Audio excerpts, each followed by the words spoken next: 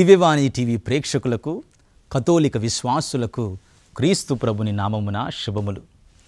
క్రైస్తవత్వం అనేది ఒక మతము కాదు, అది ఒక జీవన విధానం. ఈ అనంత జీవన కోటిలో మనిషి కేవలము ఇతర ప్రాణుల వంటి వాడు కాడు. నేను ఎక్కడి నుండి వచ్చాను, నా జీవిత ప్రయాణం ఎలా సాగుతుంది, నా జీవితానికి అర్థము పరమార్థము ఉన్నదా, నా జీవిత గమ్యస్థానం ఏమిటి అన్న ప్రశ్నలకు సమాధానమే మన పునీతుల జీవిత చరిత్ర. ఎవరు ఈ పునీతులు? మనిషి పుడుతూనే భగవంతుడు, ఎదుగుతూనే మానవుడు, దిగజారుతూనే రాక్షసుడు, సాధనతోనే కృషితోనే మహాత్ముడు పునీతుడు. ఎవరు ఈ పునీతులు? దేవుని నుండి గొప్ప కార్యములు కనిపెడుతూ దేవుని కొరకు గొప్ప కార్యములు తలపెట్టిన వారే ఈ పునీతులు. దేవుణ్ణి తెలుసుకొని, దేవుణ్ణి ప్రేమించి, దేవుణ్ణి సేవించి తద్వారా మోక్ష రాజ్యాన్ని పొందుకున్న వారే ఈ పునీతులు. మరొక విధంగా చెప్పాలి అంటే, సిద్ధపరచబడిన మనుష్యుల కొరకు సిద్ధపరచబడిన స్థలమే పరలోకము. తమ్ము తాము ఈ లోకములో పరలోకము కొరకు సిద్ధపరుచుకున్న వారే పునీతులు. కనుక మనము కూడా ఈ పునీతుల జీవిత ఆదర్శమును చూచి వారి జీవిత ముఖ్య సన్నివేశాలను తెలుసుకొని ప్రేరణ పొందుతాం. వారి మాటలు మనకు ప్రేరణ కావాలి, వారి విశ్వాస పదం మనకు సుమాతృక కావాలి, వారి జీవిత విధానము మనకు ఆదర్శం కావాలి. ఏ విధముగానైతే ఒక చిన్న ఇనుప ముక్క అయస్కాంతము చేత ఆకర్షింపబడి కొద్ది రోజుల్లోనే అయస్కాంతములాగా మారుతుందో, మనము కూడా ఈ పునీతుల జీవిత చరిత్రను తెలుసుకొని వారి చేత ఆకర్షింపబడి క్రీస్తు ప్రభువులో ఐక్యమై క్రీస్తులాగా మారాలి, క్రీస్తులాగా జీవించాలి అన్నదే మన పునీతుల కార్యక్రమం యొక్క ముఖ్య ఉద్దేశం. కనుక ఈ కార్యక్రమానికి మేమందరినీ ప్రేమతో ఆహ్వానిస్తూ ఉన్నాం.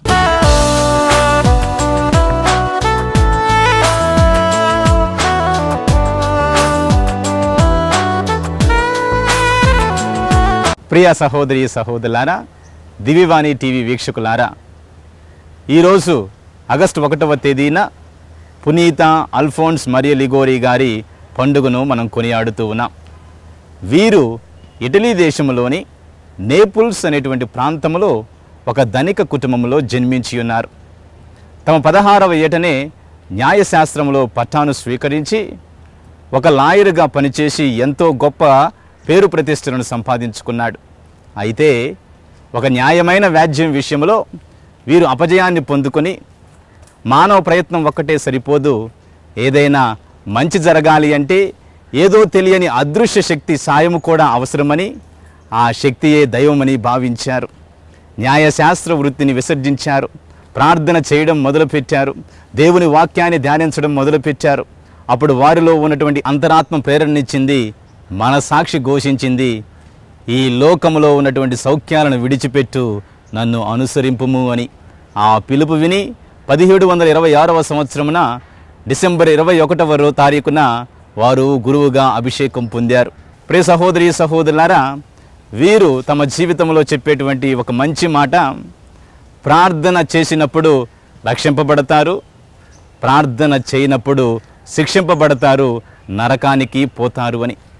కనుక వీరు తమ యొక్క జీవితంలో ప్రార్థనను ఒక ఆయుధముగా చేసుకుని రక్షణ సభను స్థాపించి ఉన్నారు. వీరు 1787వ సంవత్సరంలో మరణించి ఉన్నారు. అయినప్పటికీ 70 దేశాల్లో వారు స్థాపించినటువంటి రక్షణ సభ ద్వారా ఈరోజు సువార్త అనేది ప్రకటించబడుతుంది. కనుక ఇటువంటి గొప్ప పునీతుణ్ణి ఆదర్శంగా తీసుకుని మన జీవితంలో మనము కూడా దేవుణ్ణి ప్రేమించుటలో, దేవుణ్ణి విశ్వసించుటలో, ప్రార్థన చేయుటలో ఆ భగవంతుడి తోడ్పాటును కోరుకుందాం. ఇటలీ దేశములోని నేపుల్స్ నగరములో ఒక ధనిక కుటుంబంలో పునీత అల్ఫోన్సస్ మరియ లిగోరి 1696వ సంవత్సరంలో జన్మించారు. బాల్యము నుండే మంచి తెలివితేటలు, సూక్ష్మదృష్టి చూపిన ప్రజ్ఞాశాలి, గొప్ప మేధావి ఈ బాలుడు. తన 16వ ఏటనే న్యాయశాస్త్ర పట్టభద్రుడయ్యారు. లాయరుగా పనిచేసి గొప్ప పేరు ప్రతిష్టలు సంపాదించారు. ఎంతో చురుకుదనం చూపే పునీత లిగోరి గారు తన మానవ ప్రయత్నం ఎంత చేసినా ఒక న్యాయమైన వ్యాజ్యం విషయంలో అపజయం పొందారు.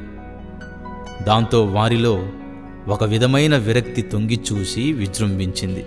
మానవ ప్రయత్నం ఒక్కటే సరిపోదు, మంచి చేయగల ఏదో ఒక అదృశ్య శక్తి సాయము కూడా అవసరమని, ఆ శక్తియే దేవుడని విశ్వసించారు.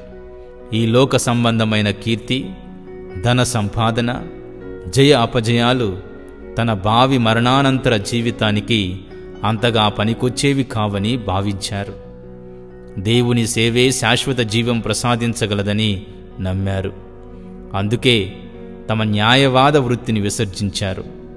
అప్పటికి వారి వయసు 27 సంవత్సరాలు. తన గురించి దైవ చిత్తం తెలుసుకోగోరి ధ్యానం, ప్రార్థన మొదలుపెట్టారు.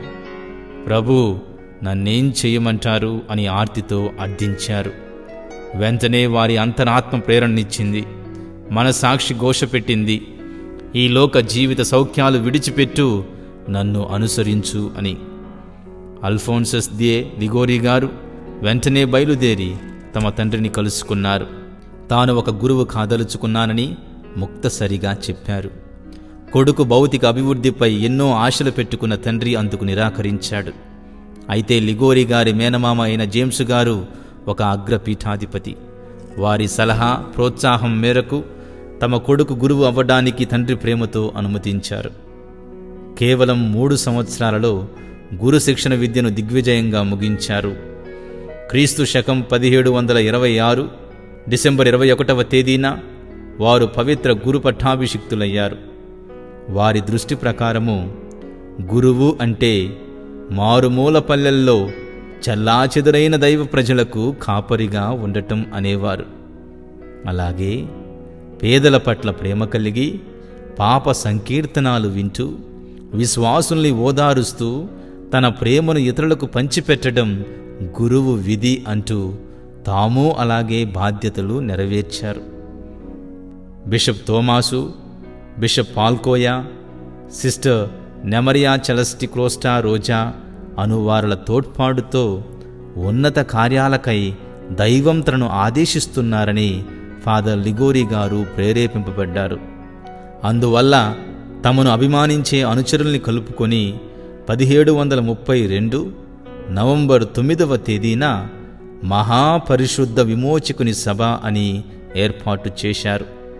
దీనినే రక్షక సభ అనగా రెడెంప్టరిస్టులు అంటారు. పిమ్మట లిగోరీ గురువర్యులు నేపుల్స్ ప్రాంతమంతా కలియ తిరిగారు. తమ సభ గురువుల ద్వారా ప్రతి పట్టణం, ప్రతి పల్లెల్లో సువార్త ప్రచారం కొనసాగించారు. దివ్య సంస్కారాలకు కొదవ లేకుండా చేశారు. అశ్రద్ధ చేయబడిన వారికి కొండ ప్రాంతాల్లో గొర్రెలు, మేకలు మేపుకునే కాపరులకు కూడా సువార్త సేవ చేశారు. దివ్య సంస్కారాలు అందించారు. ఇలా 20 సంవత్సరాలు క్రీస్తు పరిచర్యలో మునిగి తేలారు.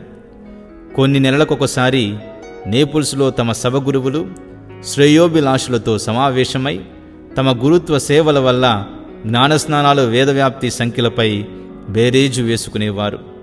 భవిష్యత్తు కార్యక్రమాలని రచించుకునేవారు. దీన్నే వేద వ్యాపక వినూత్నీకరణ పేరుతో ముందుకు సాగేవారు. సువార్త సేవ, ఆత్మకార్యాల నిర్వహణతో పాటు సాంఘిక సేవా కార్యక్రమాలు నిర్వహించుట, నిత్య సహాయమాతపై భక్తిని పెంపొందించుట వీరి సభ ముఖ్య విధులుగా కొనసాగుతున్నాయి. గ్రంథకర్త క్రీస్తు శకము 1752 నుండి లిగోరీ స్వాముల వారు క్రైస్తవ రచనలు చేశారు.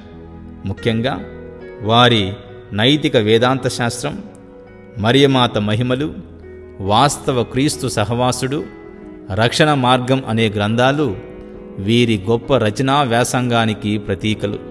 దేవుని కొరకు చేసే చిన్న విన్నపాలు, స్వల్ప త్యాగ కృత్యాలు అంటే వీరికి మక్కువ. ప్రార్థించేవారు రక్షింపబడతారు, ప్రార్థింపని వారు శిక్షింపబడతారు, నరకానికి పోతారు అనే సందేశమిచ్చేవారు. వీరి కలం నుండి మొత్తము 111 పుస్తకాలు, కరపత్రాలు జాలువారాయి. వీరి రచనలు 4000 ప్రతులుగా 60 భాషల్లో ముద్రితమయ్యాయి. అలాంటి గొప్ప గ్రంథకర్తగా, విద్వాంసుడిగా గుర్తింపు పొందారు. పీఠాధిపతిగా అల్ఫోన్సా లిగోరీ గురువర్యులు 1762 జూన్ 20వ తేదీన పీఠాధిపతులుగా అభిషేకం పొందారు. పునీత అగతదేయి గోటి అనే ఒక చిన్న పీఠానికి కాపరిగా నియమింపబడ్డారు. 13 సంవత్సరాలు మిక్కిలి ఉత్సాహంతో నిస్వార్థ సేవలు అందించారు. మఠాలను, గురుశిక్షణ ఆలయాలను సంస్కరించారు. పేదల ఆదరణతో, విశ్వాసుల ప్రోత్సాహంతో క్రొత్త పుంతలు త్రొక్కారు. చెడ్డ జీవితం జీవిస్తున్నారు కదా అని ఉన్నత కుటుంబాలకు చెందిన స్త్రీ పురుషులను లిగోరీ గారు త్రోసివేయలేదు. అనుమతింపబడిన ఆనందాలు అన్నీ అనుభవింపకోరేవారు త్వరలోనే అనుమతింపబడిన ఆనందాలు కూడా అనుభవింపచూస్తారు అని బిషప్ లిగోరీ గారు హితవు పలికేవారు. వారికి ఎదుటివారి అంతరంగాలను చూడ్డంతోటే ముందుగా గ్రహించగలిగే వరం, భవిష్యత్తు చెప్పగలిగే అనుగ్రహం ఉంది. వ్యాధిగ్రస్తులను తమ ప్రార్థనతోనే స్వస్థపరిచేవారు. పవిత్రాత్మ దివ్యశక్తిపై పూర్తి నమ్మకంతో నడుచుకునేవారు. చివరి రోజులు బిషప్ లిగోరీ గారు నిష్ఠతో తీక్షణంగా సువార్త ప్రచారం చేసినందువల్ల వారి ఆరోగ్య పరిస్థితి క్షీణించింది. వారికి పక్షవాత రోగము సంప్రాప్తించింది. 1775వ సంవత్సరంలో తమ 79వ ఏట 6వ లియో పోపు గారి అనుమతితో పదవీ విరమణ గావించి మరో 12 సంవత్సరాలు ఆ వ్యాధితోనే బాధపడ్డారు. దానికి తోడు క్రమంగా చెవిటితనం, అంధత్వం సంప్రాప్తించింది. చివరి దశలో గొట్టము ద్వారా ద్రవ ఆహారముతో జీవించారు. అలాంటి వారికి కూడా ఇలాంటి దురదృష్ట వ్యాధులు, బాధలు దేవుడు ఎందుకిస్తారో అదే దేవుని కృప అని స్పష్టమవుతుంది. ప్రతికూలతలు, రోగాలు, సంశయాలు, శారీరక ఆధ్యాత్మిక బలహీనతలు, బాహ్య మరియు అంతరంగ ఒత్తిళ్లు, హింసలు మనిషిని మోక్షము చేర్చమలచడానికి దేవుడు ఉపయోగించే ఉలివంటి పనిముట్టులు. ఇది దైవచిత్తం, పరమ రహస్యం. అయితే తమ 90 ఏండ్ల ప్రాయములో క్రీస్తు శకము 1787వ సంవత్సరంలో జూలై 18వ తారీఖున బిషప్ లిగోరీ గారు కన్నుమూశారు. కానీ వీరు స్థాపించిన రక్షణ సభ దాదాపు 70 దేశాల్లో విస్తరించి దేవుని సేవ చేస్తున్నారు. క్రీస్తు శకం 1839 మే 26న 16వ గ్రెగోరీ గారు పునీత పట్టా ఇవ్వగా 1871 మార్చి 23న 9వ లియో గారిచే వేద పండితుడని పిలువబడ్డారు. పునీత అల్ఫోన్స్ మరియ లిగోరీ గారు గురువులకు, నీతి వేదాంత శాస్త్ర ఉపాధ్యాయులకు పాలక పునీతుడిగా శ్రీసభ నియమించింది. అల్ఫోన్స్ అంటే గొప్ప వెలుగు అని అర్థం. ఇటువంటి గొప్ప పునీతుడును మన కొరకు వేడుకొందుమని ప్రార్థన చేద్దాం. ప్రార్థించుదము. సర్వశక్తిగల సర్వేశ్వర, పునీత అల్ఫోన్స్ మరి లిగోరీ గారిని శ్రీసభ పండితుడిగను, రక్షణ సభ స్థాపకుడుగను, పరమప్రసాదమును బోధించేటువంటి బోధకుడుగను ఎన్నుకున్నందుకు మీకు ధన్యవాదములు తెలియచేస్తూ ఉన్నా. ప్రార్థించిన వారు రక్షింపబడతారు, ప్రార్థింపని వారు శిక్షింపబడతారు, నరకానికి వెళతారు అని వారి యొక్క బోధనలు మాకు ఆదర్శముగా ఉండి మేము కూడా వారి వలె విశ్వాస యాత్రలో జీవించు కృపను మాకు ప్రసాదించమని బ్రతిమాలుకొనుచున్నాం. మా అనాథుడైన యేసుక్రీస్తు ద్వారా ఈ మనవి చేయుచున్నాము. ఆమెన్.